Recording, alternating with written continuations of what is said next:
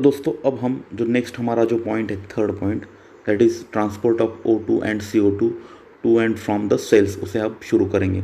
तो दोस्तों हमें ये समझना है यहाँ पे कि ऑक्सीजन का ट्रांसपोर्ट किस तरह से होता है, और लाइकवाइज हमें ये भी समझना है कि CO2 का ट्रांसपोर्ट किस तरह से होता है। मतलब सेल से ब्लड में, और ब्लड से फिर एल्वियोलाई, और उसके बाद जो एटमॉस्फेयर में CO2 चला जाता है, उसी तरह से एल्वियोलाई से ब्लड में, और ब्लड से फिर टिश्यू, और बाद में सेल में किस तरह से ऑक्सीजन की एंट्री होती है, उसके बारे में अब हम यहाँ पे डिस्कस करने वाले हैं।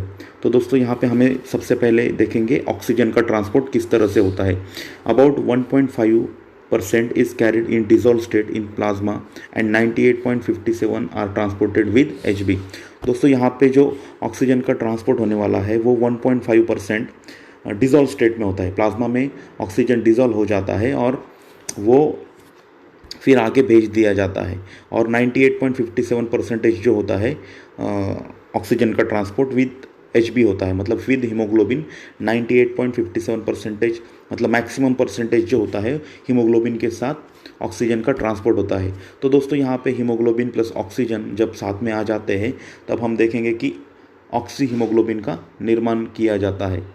तो दोस्तों हमने देखा कि किस तरह से हीमोग्लोबिन और ऑक्सीजन साथ में मिलके ऑक्सी हीमोग्लोबिन बन जाता है, और 98.57% इतना ट्रांसपोर्टेशन ऑक्सीजन का with the help of haemoglobin किया जाता है। तो दोस्तों ये जो कॉम्बिनेशन होता है ऑक्सीजन और Hb का, मतलब हीमोग्लोबिन का, वो किस पे डिपेंड होता है? तो वो डिपेंड होता है पार्शियल प्रेशर ऑफ ऑक्सीजन। मतलब ऑक्सीजन का पार्शियल प्रेशर अगर ज़्यादा रहेगा तब हीमोग्लोबिन और ऑक्सीजन की जो बाइंडिंग प्रोसेस है वो फास्ट होती है और ज़्यादा मात्रा में होती है। तो जो ये पूरा कॉम्बिनेशन रहता है, मतलब ऑक्सीजन और हीमोग्लोबिन का मिक्सअप होना, वो डिपेंड करता है पार्शियल प्रेशर ऑफ ऑक्सीजन पे। तो नेक्स्ट हम देखेंगे कि अगर टिश्यू कैपिलरीज जो है वहाँ पे ऑक्सीजन का प्रेशर कम रहता है, और वहाँ पे ऑक्सीजन और हीमोग्लोबिन जो होते हैं वो डिसोसिएट होते हैं, मतलब अलग हो जाते हैं, और अलग होने के बाद टिश्यू में ऑक्सीजन की एंट्री हो जाती है। उसके बाद अदर फैक्टर्स ऐसे जो जिनकी वजह से ऑक्सीजन और हीमोग्लोबिन का जो बाइंडिंग होता है या जो बॉन्डिंग होता है वो स्ट्रॉन्ग या वीक किस तरह से किया जाता है, उसके लिए भी यहाँ पे बताया गया है कि अगर pH कम होता है, मतलब एसिडिक मीडियम रहेगा, तब ऑक्सीजन डिसोसिएशन फ्रॉम हीमोग्लोबिन बढ़ जाता है। ठीक है, मतलब एसिडिक मीडियम में ऑक्सीजन और हीमोग्लोबिन अलग हो जाते हैं, और अल्कलाइन मीडियम में जो ऑक्सीजन और हीमोग्लोबिन कंबाइन हो जाते हैं। तो यहाँ पे हमें याद रखना है कि ऑक्सीजन और हीमोग्लोबिन का combination partial pressure of oxygen की मदद से होता है, और साथ ही में जहाँ पे कैपिलरीज की तरफ जब ऑक्सीजन चला जाता है उस वक्त वहाँ पे जो प्रेशर रहता है वो कम रहता है, और प्रेशर कम रहने की वजह से ऑक्सीजन हीमोग्लोबिन से अलग हो जाता है, और इस तरह से वो डिसोसिएट या डिफ्यूजन उसका टिश्यू और उसके बाद सेल के अंदर इजीली हो जाता है। तो यहाँ पे हमने ऑक्सीजन ट्रांसपोर्टेशन को देखा। उसी कंटिन्यूएशन में अब देखेंगे कि CO2 का ट्रांसपोर्टेशन किस तरह से होता है। जिस तरह से हमने देखा कि ऑक्सीजन का ट्रांसपोर्टेशन डिजोल्व विद प्लाज्मा के साथ होता है, उसी तरह से CO2 का ट्रांसपोर्टेशन भी प्लाज्मा के साथ होता है। वो 7% रहता है। 23% जो रहता है उसका transportation combining with globin part of haemoglobin, मतलब हीमोग्लोबिन का ग्लोबिन पार्ट जो है या ग्लोबिन पोर्शन जो है उसके साथ कार्बन डाइऑक्साइड कंबाइन हो जाता है, और उसके बाद उसका ट्रांसपोर्टेशन किया जाता है। यहाँ पे कार्बामिनो हीमोग्लोबिन का निर्माण किया जाता है। नेक्स्ट जो सबसे ज़्यादा पोर्शन रहता है CO2 का, वो ट्रांसपोर्ट किया जाता है विद बाइकार्बोनेट आयंस के साथ। मतलब प्लाज्मा में बाइकार्बोनेट आयंस उत्पन्न हो जाते हैं और उनके साथ ये CO2 ट्रांसपोर्ट किया जाता है। तो वो किस तरह से होता है उसे अब हम देखेंगे। जब CO2 डिफ्यूज़ होता है टिश्यू कैपिलरीज के साथ, तब वो RBC के अंदर एंट्री ले लेता है, और RBC के अंदर एंट्री लेते वक्त उसकी रिएक्शन हो जाती है वाटर के साथ, और वहाँ पे जो एंजाइम्स प्रेजेंट रहते हैं उनके साथ उसकी रिएक्शन होने के बाद it dissociate to H+ and HCO3, मतलब वहाँ पे हाइड्रोजन आयन और बाइकार्बोनेट आयन का निर्माण हो जाता है, और वो इसका निर्माण होने के बाद वो RBC के अंदर एक्यूमुलेट हो जाता है, और कुछ पार्ट जो रहते हैं वो प्लाज्मा के साथ डिफ्यूज़ हो जाते हैं। ठीक है, तो इस तरह से हम देख सकते हैं कि CO2 का जो ट्रांसपोर्टेशन होता है वो मैक्सिमम बाइकार्बोनेट आयन के स्वरूप में प्लाज्मा में किया जाता है। तो दोस्तों ऑक्सीजन और CO2 ट्रांसपोर्टेशन के बाद अब हम रेस्पिरेटरी सिस्टम जो है उस पर किस तरह से कंट्रोल होता रहता है, किसका कंट्रोल रहता है और किस तरह से वो काम करती है, उसके बारे में अब हम देखेंगे। तो अब देखेंगे कंट्रोल ऑफ रेस्पिरेशन। तो कंट्रोल ऑफ रेस्पिरेशन में हमें याद रखना है कि basic rhythm of respiration is control by some part of medulla oblongata and pons, मतलब ब्रेन में उपस्थित रहने वाले मेडुला ऑब्लोंगेटा और पॉन्स की मदद से जो रिदम चलता है रेस्पिरेटरी सिस्टम का वो पूरा कंट्रोल किया जाता है। उसके कुछ सेंटर्स रहते हैं, उसके बारे में अब हम देखेंगे। तो सबसे पहले हम देखेंगे उसका नर्वस रेगुलेशन किस तरह से होता है। नर्वस रेगुलेशन में दोस्तों पहला हम देखेंगे dorsal respiratory group of neurons, dorsal respiratory group of neurons. उसके बाद नेक्स्ट जो है वो है ventral respiratory group of neurons. Third part है अपन्यूएस्टिक सेंटर और फोर्थ है न्यूमोलैक्सिक सेंटर।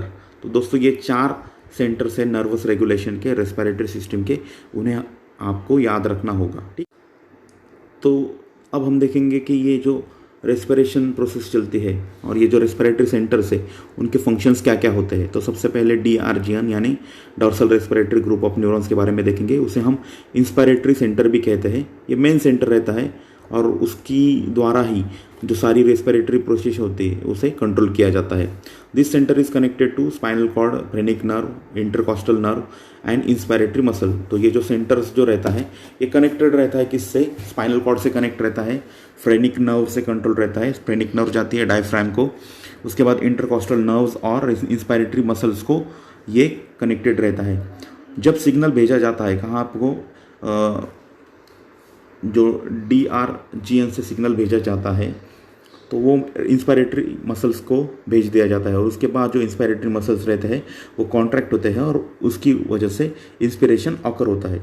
जब ये सेंटर काम करना बंद कर देता है उस वक्त एक्सपिरेशन शुरू हो जाता है पैसिवली। मतलब हमें पता है कि इंस्पिरेशन के लिए एनर्जी की ज़रूरत होती है, उसके लिए कंट्रोल अच्छा होना ज़रूरी होता है, लेकिन एक्सपिरेशन जो प्रोसेस होती है वो पैसिव होती है और वहाँ पे जब ये DRGN फंक्शन सेंटर जो है वो काम स्टॉप हो जाता है उस वक्त पैसिवली एक्सपिरेशन हैपन होता है। In quiet respiration only this centre is active, मतलब जब नॉर्मल ब्रीदिंग चलती है, क्वाइट ब्रीदिंग चलती है, उस वक्त ये सेंटर एक्टिव रहता है। तो दोस्तों हमें याद रखना है यहाँ पे DRGN जो मेन सेंटर है रेस्पिरेशन का वो कनेक्टेड रहता है स्पाइनल कॉर्ड से, फ्रेनिक नर्व से, उसके बाद इंस्पायरेटरी मसल जो रहते हैं उनसे वो कनेक्टेड रहता है। जब भी सिग्नल मिलता है रेस्पिरेटरी सेंटर से उस वक्त इंस्पायरेटरी जो मसल्स रहते हैं वो कॉन्ट्रैक्ट हो जाते हैं और कॉन्ट्रैक्ट होने के बाद वहाँ पे इंस्पिरेशन हैपन होता है। ठीक है, नेक्स्ट जो सेंटर है वो है VRGN यानी ventral respiratory group of neurons. तो उनके बारे में अब हम देखेंगे।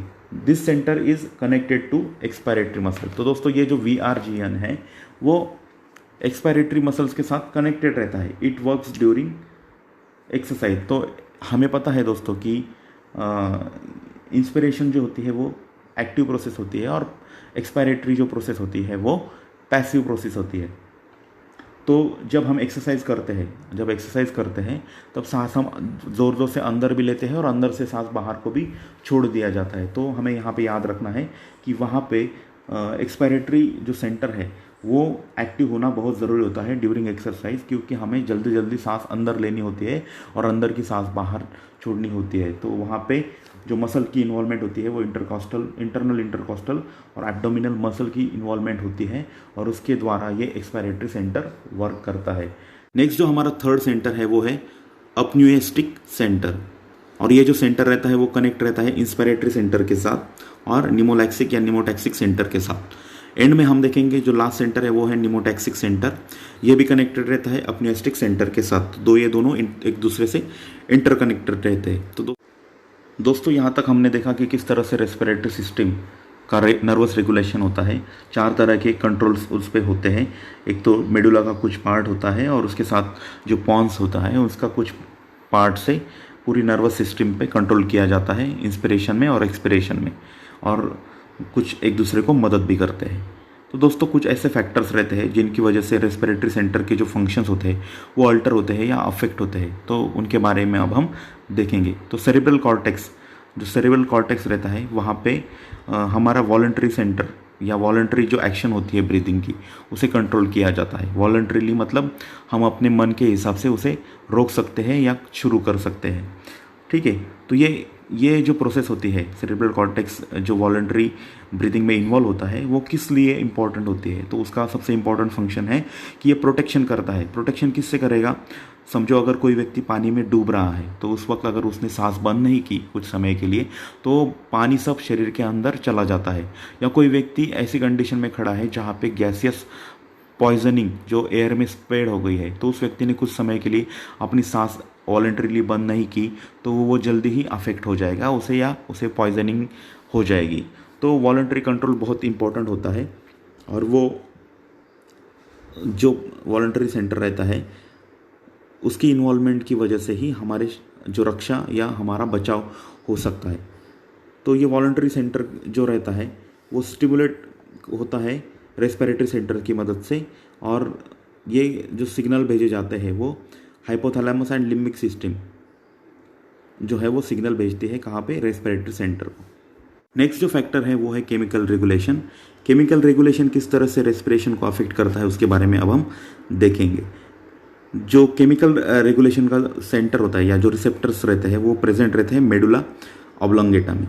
This chemo receptor stimulated due to high PCO2 and rise of H+ ions concentration. मतलब जब शरीर में कार्बन डाइऑक्साइड का प्रमाण बहुत ज़्यादा हो जाता है या फिर हाइड्रोजन आयन ज़्यादा शरीर में तैयार हो जाते हैं, मतलब हमारा शरीर एसिडिक फॉर्म में चला जाता है, उस वक्त हमें ऑक्सीजन की बहुत ज़्यादा ज़रूरत होती है। उस वक्त ये केमिकल रेगुलेशन जो होता है वो स्टार्ट हो जाता है और शरीर में ज़्यादा से ज़्यादा ऑक्सीजन का सप्लाई किया जाता है। तो ये एक्टिवेट कब होगा? ये जो रिसेप्टर्स रहते हैं केमो रिसेप्टर्स, वो एक्टिवेट कब होगी? जब शरीर में CO2 का कॉन्सेंट्रेशन बढ़ जाएगा या हाइड्रोजन आयन बढ़ जाते हैं। मतलब जब शरीर एसिडोसिस में चला जाता है तो उसे नॉर्मल कंडीशन में लाने के लिए हमें ऑक्सीजन की ज़रूरत होती है। उस वक्त हमारा रेस्पिरेशन जो होता है वो फास्ट होना शुरू हो जाता है, मतलब हमें हमारे शरीर में ऑक्सीजन सप्लाई हो जाता है फास्टली।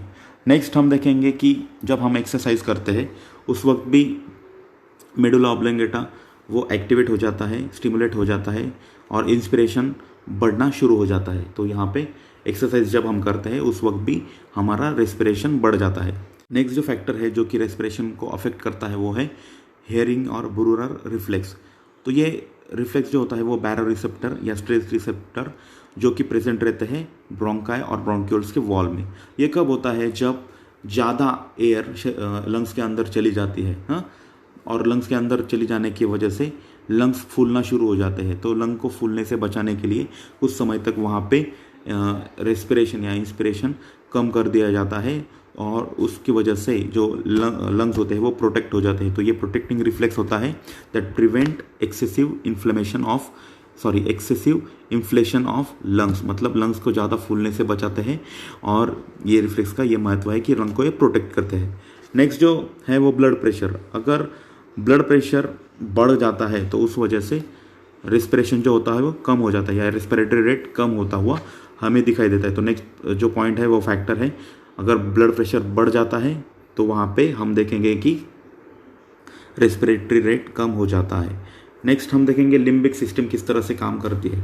तो limbic system emotions like anxiety, anger stimulates respiration. तो जब लिम्बिक सिस्टम एक्टिवेट हो जाती है, किन कारणों से वजह से एक्टिवेट होगी? अगर कुछ इमोशंस है, एंग्जाइटी है, स्ट्रेस है, उस वजह से लिम्बिक सिस्टम एक्टिवेट हो जाती है। और लिम्बिक सिस्टम जैसे ही एक्टिवेट हो जाती है वो स्टिमुलेट करती है इंस्पिरेटरी एरिया को और उस वजह से वो व्यक्ति ज़्यादा ज़ोर ज़ोर से सांस अंदर लेना शुरू कर देता है। नेक्स्ट पॉइंट जो है वो टेम्परेचर।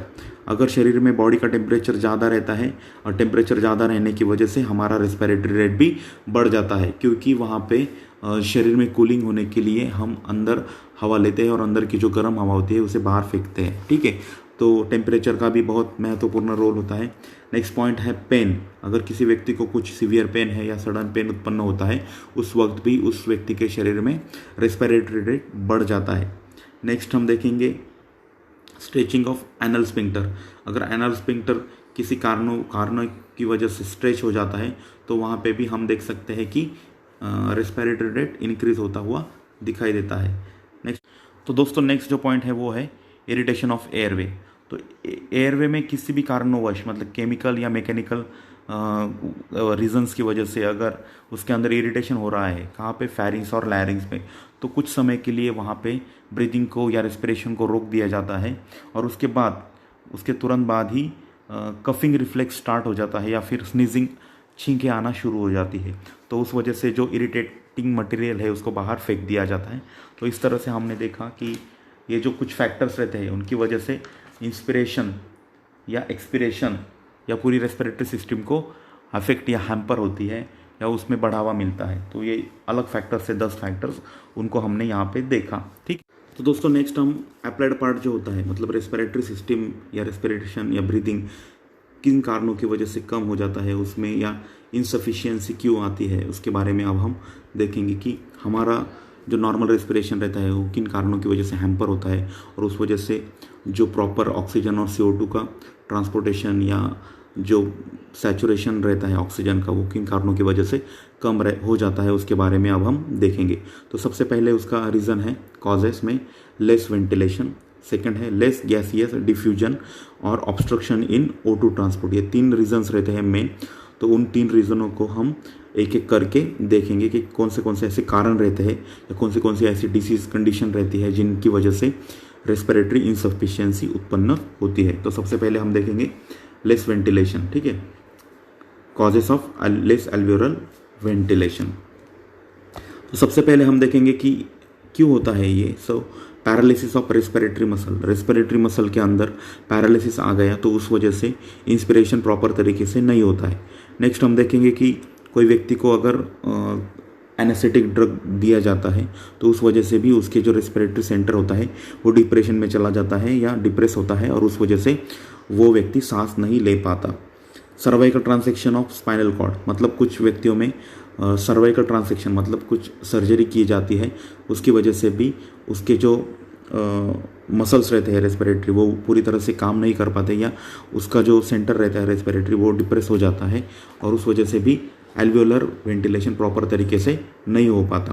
कुछ ऐसे रीज़न रहते हैं जिनमें ऑब्स्ट्रक्शंस रहता है रेस्पिरेटरी पैसेज में अगर ऑब्स्ट्रक्शंस रहा, ऑब्स्ट्रक्शन किन कारणों की वजह से होगा, एक तो डिसीज कंडीशन लाइक एम्फेसिमा या अस्थमा, इनमें क्या होगा ऑक्सीजन ही कम मिलता है, इस वजह से जो एल्वियोलर वेंटिलेशन होता है वो डिक्रीज होना शुरू हो जाता है। या फिर functional capacity of lung becomes less, तो लंग्स की फंक्शनल कैपेसिटी किन कारणों की वजह से कम होगी, एक तो TB में कम हो जाएगी, उसके बाद कैंसर में कम हो जाएगी या सिलिकोसिस मतलब एस्बेस्टोसिस सिलिकोसिस ऐसी जो कंडीशन रहती है मतलब लंग्स के अंदर कुछ डिफॉर्मिटीज़ या कुछ कैंसरस ग्रोथ हो गई, उस वजह से भी जो फंक्शनल कैपेसिटी रहती है लंग्स की वो कम हो जाती है। नेक्स्ट हम देखेंगे कि जो रीज़न है कि गैसियस डिफ्यूजन क्यों कम हो जाता है।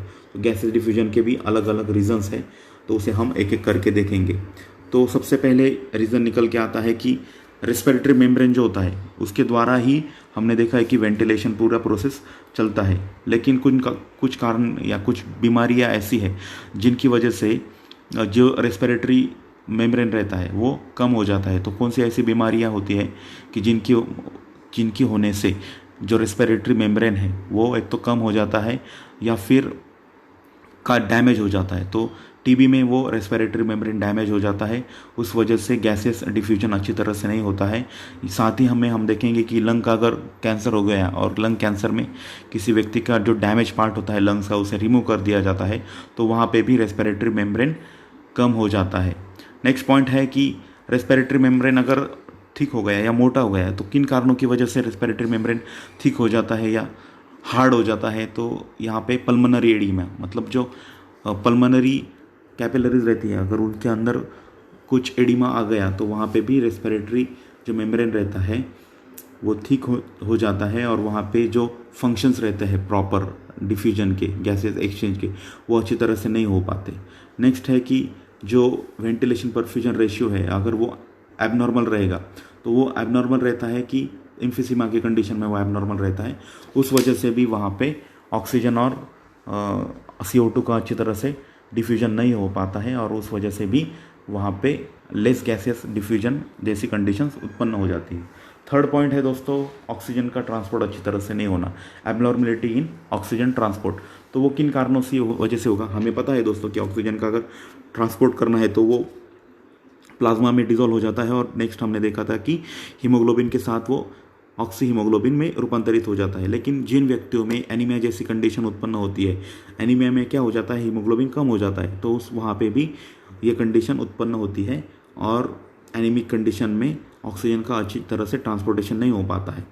नेक्स्ट जो है carbon monoxide poisoning. Carbon monoxide poisoning अगर किसी व्यक्ति को हो गया हो तो उस वक्त भी हीमोग्लोबिन जो होता है वो अपना काम करना बंद कर देता है और ऑक्सीजन का अच्छी तरह से ट्रांसपोर्टेशन नहीं कर पाता। और थर्ड पॉइंट है लो कार्डियक आउटपुट। अगर किसी व्यक्ति में लो कार्डियक आउटपुट हो रहा है तो उसके बहुत सारे रीज़न है। एक तो लेफ्ट वेंट्रिकुलर हाइपोट्राफी हो गई या हार्ट का फंक्शन अच्छी तरह से नहीं हो रहा है तो कार्डियक आउटपुट कम हो जाता है और कार्डियक आउटपुट कम होने की वजह से ब्लड सप्लाई जो होता है टिश्यू की तरफ वो कम हो जाता है और उस वजह से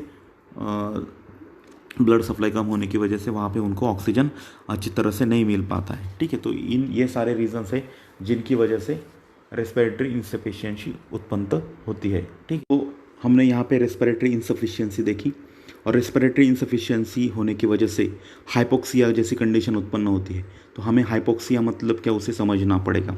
हाइपोक्सिया को अगर हमें समझना है तो इस तरह से समझेंगे कि अगर हमारे शरीर में ऑक्सीजन की मात्रा कम हो जाती है और उसके कारण हमारी बॉडी के जो फंक्शंस होते हैं वो प्रॉपरली वर्क नहीं करते तो उस कंडीशन को हम हाइपोक्सिया कहते हैं। उसकी डेफिनेशन है an absence of enough oxygen in the tissue to sustain bodily function.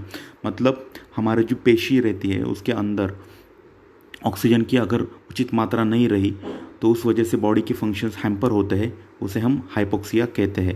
तो रेस्पिरेटरी इंसफिशियंसी की वजह से हाइपोक्सिया उत्पन्न होता है और अगर हमें हाइपोक्सिक कंडीशन से बाहर निकलना है तो अब हम ऑक्सीजन थेरेपी की मदद लेते हैं। तो दोस्तों किस तरह से हाइपोक्सिया हमारे शरीर पे अफेक्ट करता है या उसकी क्या सीवियरिटी रहती है उसके बारे में देखेंगे। तो सबसे पहले अगर हाइपोक्सिया शरीर में बढ़ता ही रहा मतलब ऑक्सीजन की मात्रा कम होती रही तो सीवियर कंडीशन में डेथ भी हो सकती है। और अगर किसी व्यक्ति को थोड़ी देर के लिए ऑक्सीजन नहीं मिला या माइल्ड टू मॉडरेट ऑक्सीजन की लेवल उसके बॉडी में बढ़ती जा रही है, कम होती जा रही है, तो उस वक्त उस व्यक्ति में मेंटल कन्फ्यूजन या मेंटल फंक्शन उसके जो होते हैं वो डिस्टर्ब हो जाते हैं। और अगर कंटिन्यू उसको ऑक्सीजन नहीं मिला तो उस वक्त वो व्यक्ति कोमा में भी चला जाता है। साथ ही में उसके मसल और टिश्यू के फंक्शन भी डिक्रीज़ होना शुरू हो जाते हैं। तो इस कंडीशन में हम उसे ऑक्सीजन थेरेपी देते हैं। तो ऑक्सीजन का सिलेंडर होता है और उसके द्वारा उस व्यक्ति को मास्क लगाया जाता है, नेज़ल मास्क, और या फिर नेज़ल ट्यूब की मदद से उसे ऑक्सीजन दिया जाता है। तो ये जो ऑक्सीजन थेरेपी रहती है वो एक्चुअली कहाँ पे यूज़फुल होती है उसके बारे में अब हम देखेंगे। तो सबसे पहले वो यूज़फुल होती है ऐसी कंडीशन जहाँ पे ऑक्सीजन की लेवल कम है, मतलब एटमॉस्फेरिक हाइपोक्सिया अगर किसी को हो रहा है, मतलब जैसे जैसे हम हाई एल्टीट्यूड पे जाएंगे, ऊपर चल जाते हैं तो वहाँ पे ऑक्सीजन की मात्रा कम होती है। तो एटमॉस्फेरिक हाइपोक्सिया जो रहती है वहाँ पे हम ऑक्सीजन थेरेपी की मदद लेते हैं। या फिर हाइपोवेंटिलेशन हाइपोक्सिया, किसी कारणवश हाइपोवेंटिलेशन हो रहा है, हाइपोवेंटिलेशन के हमने रीजंस देखे थे, उस कंडीशन में भी ऑक्सीजन थेरेपी काम करती है। या किन्हीं कारणों की वजह से डिफ्यूजन जो होता है वो प्रॉपर तरीके से नहीं हो रहा है तो वहाँ पे भी हाइपोक्सिया जैसी कंडीशन उत्पन्न होती है और वहाँ पे ऑक्सीजन थेरेपी दी जाती है। एनीमिया की कंडीशन में भी हम देख सकते हैं कि ऑक्सीजन थेरेपी दी जाती है। और ये इसका ऑक्सीजन थेरेपी का यूज़ कहाँ पे नहीं होता है तो ड्यू टू सर्कुलेटरी इंसफिशियंसी, अगर किसी व्यक्ति में सर्कुलेटरी सिस्टम में कुछ डिस्टर्बेंस है या उसका कार्डियक आउटपुट ही कम है तो वहाँ पे हम उसको ऑक्सीजन थेरेपी दे के भी उसका कुछ यूज़ नहीं होगा। तो यहाँ पे हमने देखा कि हाइपोक्सिक कंडीशन में किस तरह से O2 थेरेपी काम करती है। तो उसी कंडीशन में हम देखेंगे कि जो आर्टिफिशियल रेस्पिरेशन जो होता है वो एक्चुअली क्या होता है और उसके कौन से मेथड्स होते हैं। तो आर्टिफिशियल रेस्पिरेशन जो होता है वो यूज़फुल होता है किन कंडीशनों में, तो किसी व्यक्ति का एक्सीडेंटल हो गया या फिर एक्सीडेंट होने की वजह से उसका ब्रेन डैमेज हो गया, उसका रेस्पिरेटरी जो सेंटर है वो डैमेज हो गया, तो उस कंडीशन में हम उसको आर्टिफिशियल रेस्पिरेशन देते हैं। या फिर ड्राउनिंग जैसी कंडीशन है, ड्राउनिंग मतलब पानी में कोई व्यक्ति गिर गया हो या कोई व्यक्ति है जिसे इलेक्ट्रिक शॉक लगा है, इलेक्ट्रिक शॉक लगने की वजह से भी उसका जो सेंटर रहता है रेस्पिरेटरी वो काम नहीं करता है और उस वजह से उस व्यक्ति को हमें रेस्पिरेशन देना ज़रूरी होता है, तो उसे आर्टिफिशियल रेस्पिरेशन दिया जाता है। तो इसके 4 मेथड्स होते हैं। एक तो होता है पहला माउथ टू माउथ, मतलब माउथ टू माउथ यानी क्या, जो नॉर्मल व्यक्ति है वो जो अफेक्टेड व्यक्ति है या जो पेशेंट है उसको अपने माउथ से उसके माउथ के द्वारा रेस्पिरेशन देता है। तो ये 10 से 12 टाइम्स 10 to 12 टाइम्स पर मिनट ये दिया जाता है। और इसे बहुत अभी जो होता है इसके बारे में बहुत मिसकंसेप्शन है कि अगर हम माउथ टू माउथ रेस्पिरेशन देते हैं तो वहाँ पे CO2 ज़्यादा चला जाता है, लेकिन ऐसा नहीं है। जब हम माउथ टू माउथ ऑक्सीजन भी देते हैं तो जो एक्सपेल एयर रहती है उसमें कुछ मात्रा में ऑक्सीजन प्रेजेंट रहता है, और जो CO2 रहता है वो एक्चुअली काम करता है स्टिमुलेशन ऑफ रेस्पिरेटरी सेंटर, मतलब रेस्पिरेटरी सेंटर स्टिमुलेट करने का काम CO2 की मदद से होता है। इस वजह से माउथ टू माउथ रेस्पिरेशन का एक इम्पोर्टेंस है। नेक्स्ट जो है वो है sharpy Shaffer method. Sharpy Shaffer method जाने क्या, इसमें जो पेशेंट का हेड रहता है वो एक साइड में टर्न किया जाता है, उसके बाद उसकी थ्रोट क्लीन की जाती है और उसकी टंग को बाहर पुल करके उसके स्टर्नम जो रहता है उसको उसके लोअर एंड को प्रेस किया जाता है, और ये 12 से 14 पर मिनट के हिसाब से किया जाता है। ठीक है, तो उस वजह से भी उस व्यक्ति में रेस्पिरेटरी सेंटर जो होता है वो एक्टिवेट होने में मदद होता है, और जो एयर जो है या ऑक्सीजन है वो उसके शरीर में एंटर ले पाता है। नेक्स्ट जो है वो है मार्शल हॉल मेथड। ये जो मार्शल हॉल मेथड है वो स्पेसिफिकली ड्राउनिंग के जो पेशेंट होते हैं या कोई व्यक्ति पानी में गिर जाता है तो उनमें ये मेथड यूज़ की जाती है। उसमें उस व्यक्ति को एक साइड में टर्न किया जाता है और उसको राइट एंड लेफ्ट साइड में बार बार टर्न किया जाता है, तो उसकी वजह से भी उसके शरीर में ऑक्सीजन या उसका जो रेस्पिरेशन है वो एक्टिवेट हो जाता है। तो दोस्तों नेक्स्ट जो मेथड है वो है मैकेनिकल मेथड। मैकेनिकल मेथड की मदद से भी आर्टिफिशियल रेस्पिरेशन दिया जाता है। तो ये जो मैकेनिकल रेस्पिरेशन होता है या मैकेनिकल जो मेथड होती है उसके लिए एक एपरेटस की ज़रूरत होती है, उसे हम रिसक्सिटेटर कहते हैं। ठीक है, रिसक्सिटेटर। तो उस इंस्ट्रूमेंट के द्वारा उसके लंग्स के अंदर एयर को भेज दिया जाता है विद थ्रू माउथ, और उसके अंदर एक पॉजिटिव प्रेशर और उसके बाद एयर उसके लंग्स में फ्लो करती है, और उसके बाद पॉजिटिव और नेगेटिव प्रेशर मेंटेन करके उसका रेस्पिरेशन मेंटेन किया जाता है with the help of resuscitator. ठीक है, तो यहाँ तक दोस्तों हमने रेस्पिरेटरी सिस्टम जो थी हमारे शरीर में किस तरह से काम करती है और कौन से ऑर्गन्स इन्वॉल्व होते हैं उसके बारे में डिटेल में समझा। इसके बारे में अगर आपको कुछ डाउट हो तो मुझे कभी भी पूछ सकते हो। तो दोस्तों यहाँ पे हम रुकेंगे। Thank you.